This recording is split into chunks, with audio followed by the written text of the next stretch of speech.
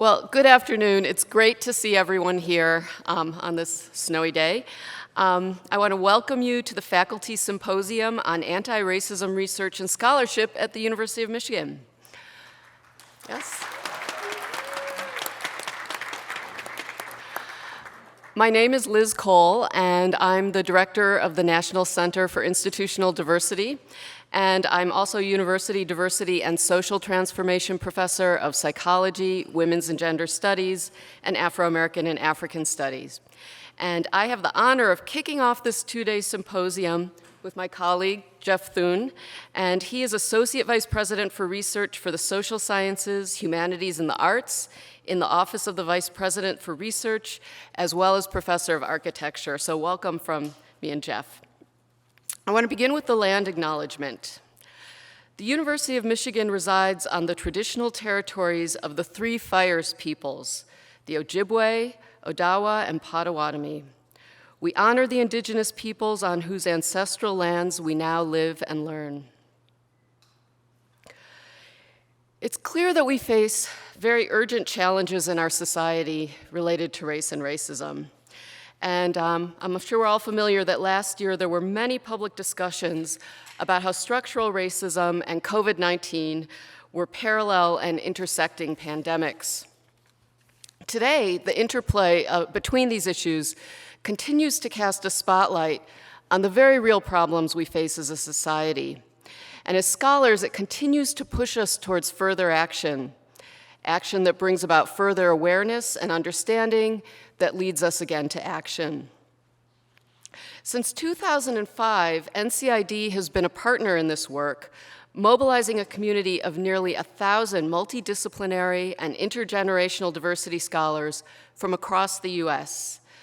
These scholars are committed to advancing understandings of historical and contemporary social issues related to identity, difference, culture, representation, power, oppression, and inequality as they affect individuals, groups, communities, and institutions. In 2021, the NCID became home to the Anti-Racism Collaborative, the ARC, which is part of a multifaceted initiative launched by the Provost's office to support the university's scholarly work in anti-racism and to address culture and climate concerns on campus. The ARC facilitates networking and collective engagement around research and scholarship focused on racial inequality, racial justice, and anti-racist praxis. And the collaborative's activities catalyze innovation in research with the ultimate goal of informing practice, public engagement, and action to advance anti-racist principles and organizing. NCID is committed to eradicating systemic racism by addressing its root causes. And to do this, we must draw on the knowledge of scholars like you who apply their scholarship to facilitate systemic change. We are so pleased to work with the Office of the Vice President for Research and the Office of Diversity, Equity, and Inclusion to plan this gathering and to support you in the work you do. And now I'm going to turn it over to my co-host, Geoff Thün. Thanks, Liz. Hello, everyone. I want to thank the team. Hello. I want to thank the team from the Office of the Vice President of Research and the National Center for Institutional Diversity for bringing us here together today. We appreciate the thought and hard work that went into making this gathering possible. As scholars, we know that racism permeates society, and we recognize the critical importance of research, scholarship, and creative practice that illuminates and assists in dismantling systemic racism. This understanding is the foundation for the multifaceted anti-racism initiative that the university launched in 2020. A key component is expanding the resources and infrastructure on our campus to support and elevate this important work. And we see this symposium as a part of our capacity building efforts. At OVPR, we look forward to continuing and expanding our support for your work, and we are excited to partner with NCID and other units across campus to amplify the impacts of your work. 3 goals for this symposium were co-created with participants in advance to inform the design and content of the next 2 days. to share examples of innovative, interdisciplinary anti-racism research, scholarship, and creative practice conducted by faculty, to facilitate discussion on what it means to conduct anti-racism research, scholarship, and creative practice, and to build a sense of community and build new connections among faculty from different disciplines who are studying systemic racism. Across the 2 days of the symposium, we'll hear from a fantastic group of our research and scholars about the work they are pursuing to challenge and dismantle systemic racism. We hope that the moderated discussions will inspire tabletop conversations that engage the collective here, both during and beyond the event.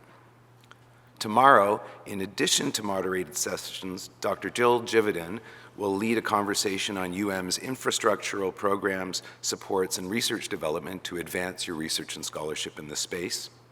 And Dr. Tabby Chavez will moderate a panel discussion among university leadership and deans around the challenges and opportunities to advance anti-racism research, scholarship, and creative practice. Before we get going, I've been charged with outlining a few logistical matters. If during the event you have any questions or needs, please reach out to the folks either at the registration table or anyone wearing a blue badge who's supporting the event. Biologistics. For the washrooms, they exit out the door and down the hallway on the right, there on the right-hand side. We have refreshments available in the corner of the ballroom, and please feel free as needed to get up and move around in the space to keep yourself limber so you can be fully engaged and comfortable during the event. We're recording the event in video, still photography, and audio, and when edited and available, these will be posted on the event webpage. We also welcome your feedback. On the tables are questionnaire cards and QR codes that link to a form. We're very interested in hearing what you think about the structure of the event and welcome any suggestions you might have regarding future events. And we especially want to thank our planning team, NCID and OVPR staff, our vendors, presenters, moderators, and speakers, and we also thank all of you for being here to join and co-create this campus-wide dialogue. Now, it is our pleasure to introduce 3 amazing campus leaders, all of whom are also committed in advancing this work, to provide some opening and framing comments. First, we welcome Dr. Laurie McCauley, our Provost and Executive Vice President for Academic Affairs. Laurie will be followed by Dr. Rebecca Cunningham, our Vice President for Research, and following Rebecca, Dr. Tabby Chavez, our Vice Provost for Equity and Inclusion and Chief Diversity Officer. Please welcome Provost McCauley to the podium. Thank you, Greg. Good afternoon, everyone. Really fabulous to see all of you here in the Michigan League Ballroom. I have to say, I was just here on Saturday evening for an event for my academic unit, which is dentistry. It's called the King's Feast, and it's an event that's held every year to celebrate the life and work of Martin Luther King. Its 42nd year. 42 years of celebration, and the ballroom was full. And I'll just say, I was so proud of the work that my academic unit has done in this space and the celebration. I was also proud last week when I participated in a webinar with the American Academy of Arts and Sciences on establishing diversity on campuses. This was held for leaders across the nation, and I was proud that the lead of this was our former president, Mary Sue Coleman, and that our current president, Ono, was present, I was president, and Tabby Chavez, our chief diversity officer, was present. We had more leaders than any other academic institution, and I was proud of that too. But I'm here to say that being proud is not going to solve the world's most intractable problems. And that's why you guys are all here. I think our ability to deploy science is really critical in our ability to serve our communities. I too would like to thank the Anti-Racism Collaborative at the National Center for Institutional Diversity, the Office of the Vice President for Research, and the Office of Diversity, Equity, and Inclusion for giving our community this amazing 2-day event. Let me start and say as plainly as possible, your work matters. Your work, the work of the people in this room, the people you collaborate with who could not be here, it matters a great deal. It's a cornerstone of the academic mission of our university, and it also matters to me personally. No matter how talented the scholar, no matter how rigorous the research on a campus this large, it may be easy for you to wonder sometimes if your own contributions are noticed and to wonder if they matter. Well, I promise you this is something that even a provost wonders sometimes, and I'm actually frequently asked, what does the provost do? But I want to tell you unequivocally, your work in this space is essential. It's as essential as course design, academic integrity, and balancing the budget, and more. To deliver on our university's promise to everyone, we need your work. It may be that most people of conscience, are invested in stamping out their own individual prejudices, but this does little to rectify systemic injustice. As you know, system-wide disparities and injustices are pernicious. They do deep damage to individuals, while in many cases being invisible to the wider culture. That is, until someone does the work of making them visible. And I know many of you are doing that work. In our country, the law and the medical system ostensibly offer equal treatment to the individual. But this is the same country where the Black infant mortality rate is more than twice that of other ethnic groups. Whatever the solutions are to this unacceptable, tragic fact, they must be, by definition, anti-racist solutions. Once a person starts seeing the world in this way, it's really moving, profoundly so. It should really instill a sense of urgency to the work that you're doing.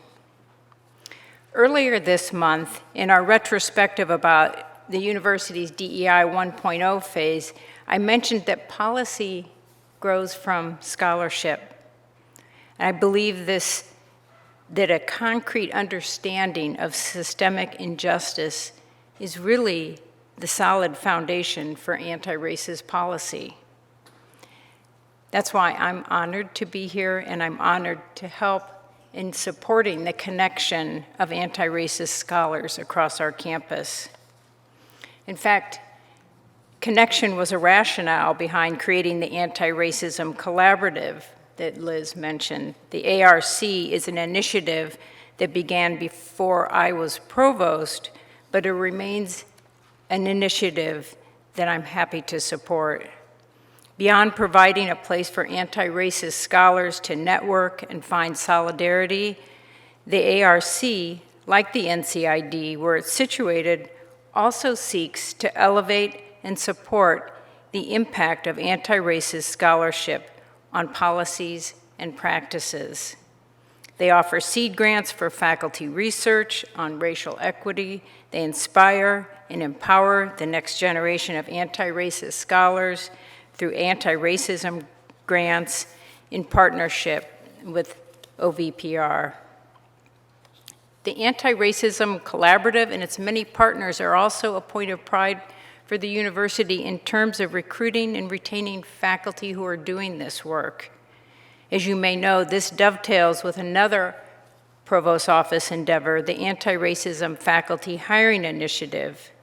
We've hired 5 faculty members so far, with the goal of adding 20 new tenure-track faculty with scholarly expertise in anti-racism across our schools and colleges.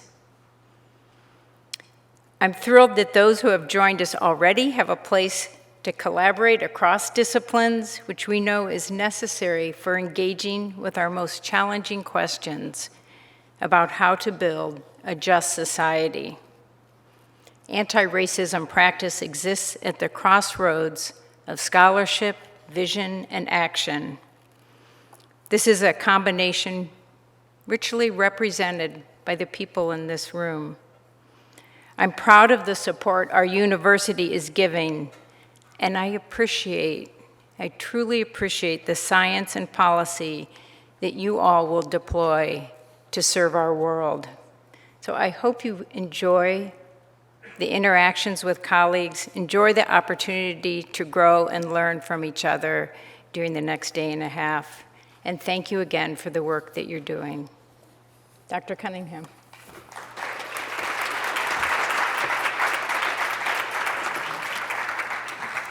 Good afternoon, everyone.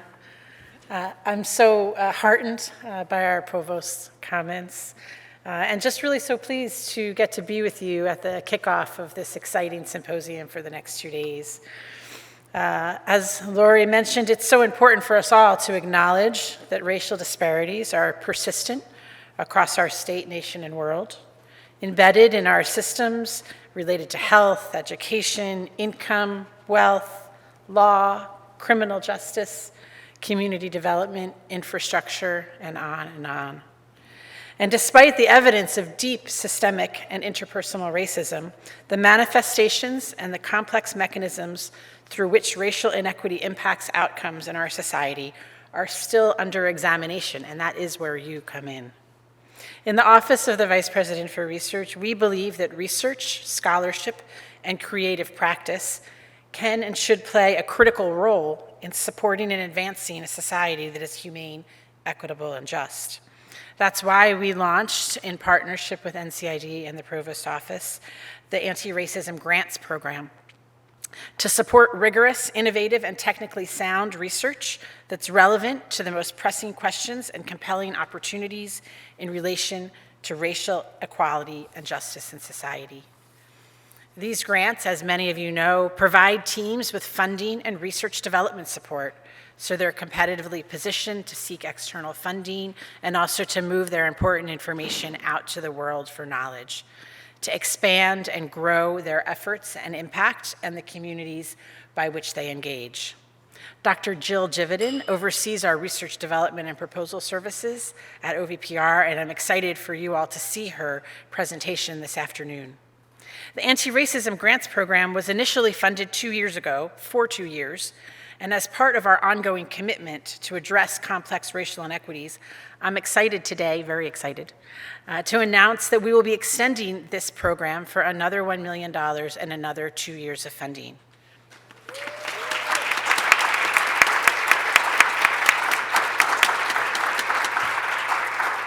This is partly due to your work, the overwhelmingly strength of the science that has come forth and the complete understanding that we see of how the work that you're doing can impact the knowledge that is out there in a high quality way that makes it clear that Michigan is leading not only in our efforts on the ground on DEI, but in advancing knowledge in the world for anti-racism scholarship. I'm honored to be surrounded by so many colleagues today who are using this knowledge and experience to address the cycle of hate and hurt that continues in all of our communities, large and small, across the United States, and to seek to understand how we can do better and transmit that knowledge across our communities. I'm so looking forward to partnering with you in your efforts, and all together we'll research onward. Thank you so much.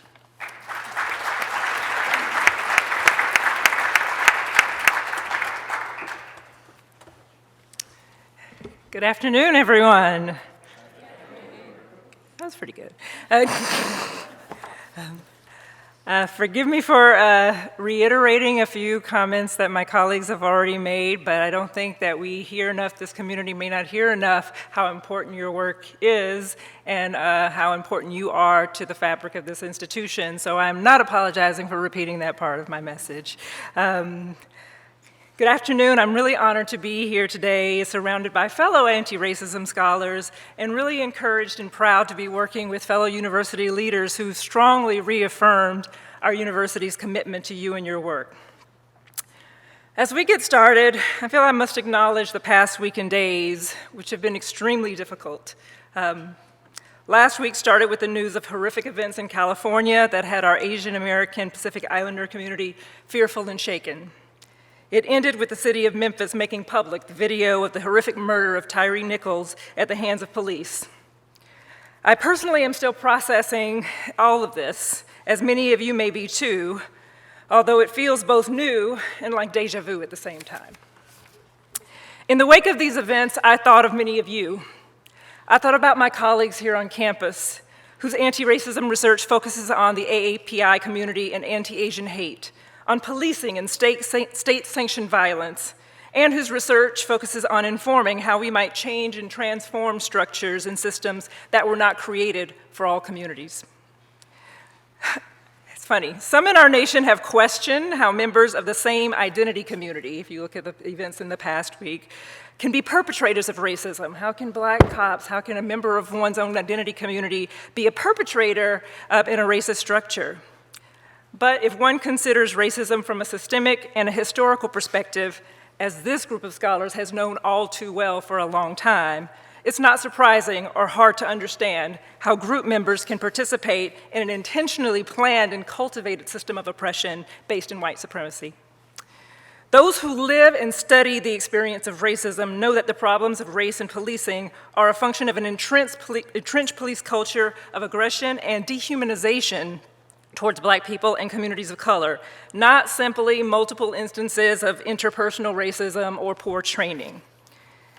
But it's not only this. These same dehumanizing forces are those that allow for our country's tolerance of an unequal education opportunity, health disparities such as not only what Laurie mentioned about black babies, but black mothers having a 3 times higher mortality rate, and environmental racism, such as the Flint, Michigan, and Jackson, Mississippi water crises, among many other areas taken up by anti-racism scholars in this community.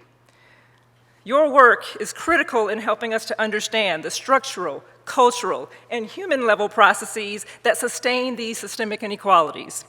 And you're both producing research and scholarship and engaging in collaborative efforts that bring this research to community-based efforts, to policy, to practice, and to culturally based solutions. I thought of you not only because of how your work can inform and impact so much of what is happening in our society, but also because of the toll that these tragedies in particular can take on you. Along with your own pain and coping, the ways the communities that you engage in may be drawing on you, the ways that your students may be drawing on you.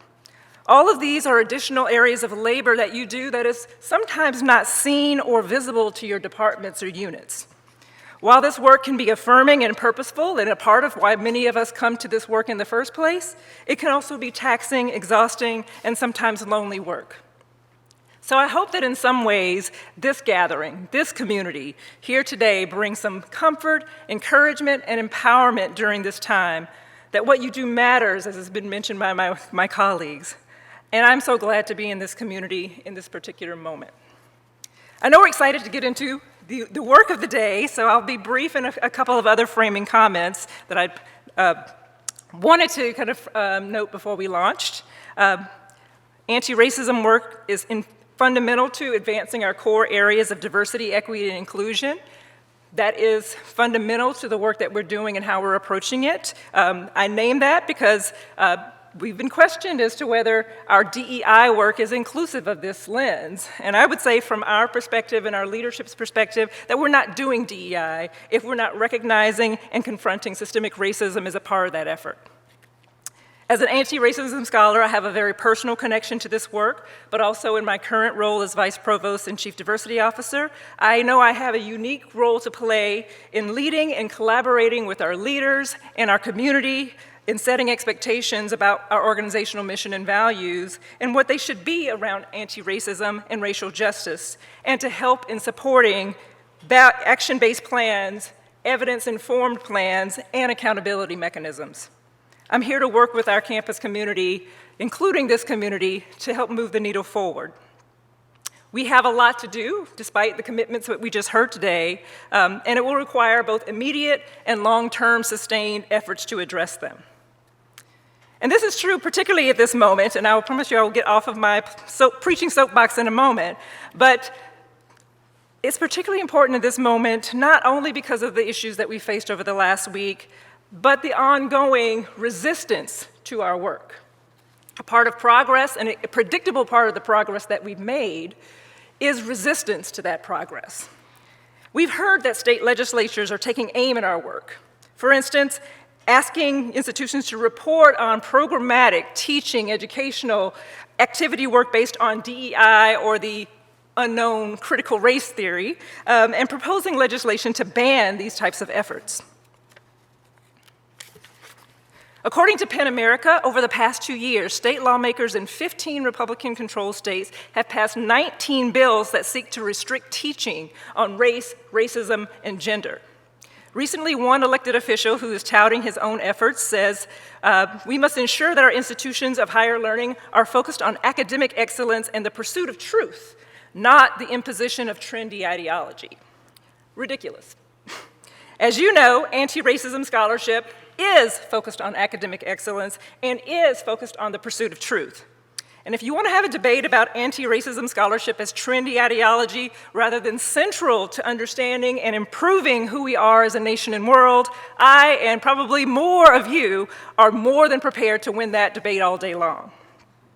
As a scholar who's devoted my career to social identity development among Black adolescents and achievement motivation processes among students of color, and the ways that campus environments can impact in students academically and socially from all walks of life, I've seen firsthand experiences in dealing with these forces that seek to make us question our work and our excellence.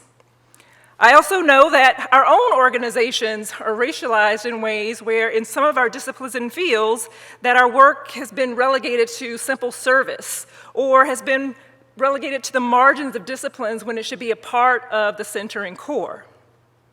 As NCID prepared to launch its anti-racism collaborative, we held a number of listening sessions to get feedback on where we should be going, what we should be focusing on, and what would be of most priority to anti-racism scholars on this campus.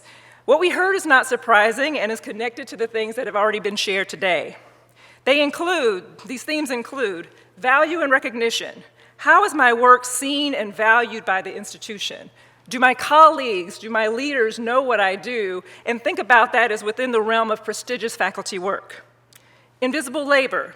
On top of my own research, I may be the only one in many of my spaces, advising disproportionate numbers of students, formally, informally, and other forms of service, being called upon by local communities. And in some of these areas, this work is a direct function of your scholarly impact, but is not being counted as scholarly impact. Institutional support and protection from trolling and social media attacks.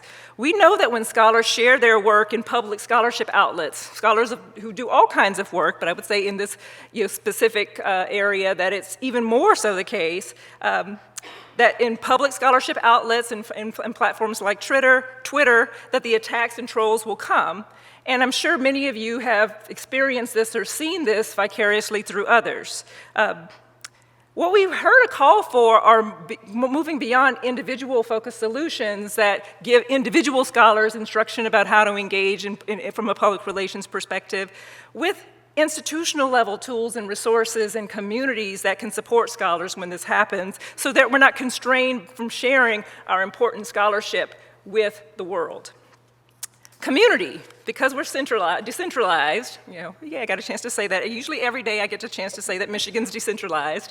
Some may feel as though they're people here, but they're not really easy mechanisms for connecting, and that was one of the reasons for the collaborative, was just to provide one of many possible mechanisms for community connection and support, for collaborations, conversations, seeding and sparking new ideas. And external funding. That is supporting and mentoring related to accessing grant or other forms of external funding for race-focused work. The latter theme is related to a challenge I've been thinking about a lot, which is racial disparities in federal grant funding. For example, a recent study found that white scientists were funded by the National Science Foundation at higher rates than most non-white researchers since at least 1999. Similarly, a study from the National Institutes of Health funding patterns found that a reason that Black applicants were significantly less likely than white applicants to be funded by NIH is because Black applicants were more likely to propose approaches such as community interventions and such topics as racial health disparities that receive less competitive scores. The racial bias in this type of funding, as we know, can have a significant impact on many faculty careers, as external funding is tied to some scholars' ability to conduct their research and to conduct their research at the levels it needs to be conducted, and many fields tie these types of metrics to evaluation metrics for merit, promotion, and tenure. I'm excited about NCID's partnership with the Office of the Vice President for Research for many reasons, but the possibility of working to support our anti-racism scholars and using our influential position to help address this funding and systemic disparity is one big reason. I'm almost done. So the fact that we're here together today is in many ways a response to what we've heard from our community. We want to highlight and elevate the innovative work that you're doing, to create an opportunity to discuss what it means to do this work, how to advance this work, and how to build a sense of community across our spaces on campus and beyond for this work. So to conclude, this month, the American Sociological Association issued a statement on the importance of teaching and learning about race and racism. It reads in part, "Examining racial groupings and their relationship to various forms of racism is crucial for improving policies and practices to prevent discrimination and human rights violations in communities, government, schools, and workplaces. A functioning democracy also requires that people be able to assess information and participate in civic engagement with a full understanding of historical and current racial inequalities. The prohibition of discussions of race and racism and related inequalities, disadvantages, and advantages threatens our democracy more than any education that exposes the causes and practices of building a more just society." Again, while we still have much to do as an institution, I believe that if we move and work together as a community and with our communities, we can make immense strides towards structural and cultural transformation now and into the future. Thank you.